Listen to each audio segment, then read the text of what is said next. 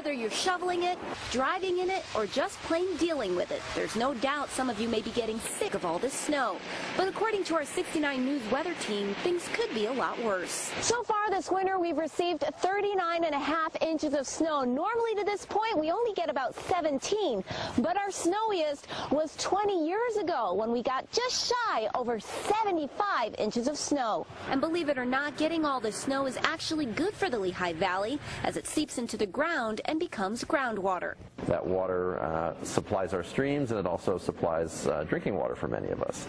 So it's a very important resource for that. It's also an important resource for wildlife who rely on springs and streams and other sources of groundwater for their habitats as well. The snow can also protect plants from freezing in your garden, acting as insulation from the cold air. If it gets really cold tonight, for example, with 8 inches of snow sitting on top of your garden, your plants won't really feel the cold as much. And believe it or not, the frigid temperatures can be helpful too, translating into less hassles with nasty bugs during the spring and summer, especially the invasive kind that aren't native to our area. Sometimes those species may not be very resistant to the cold, and so if we have a particularly cold winter, if we have a lot of really sub-freezing temperatures, then that may actually kill off some of those invasive populations, or at least reduce their numbers.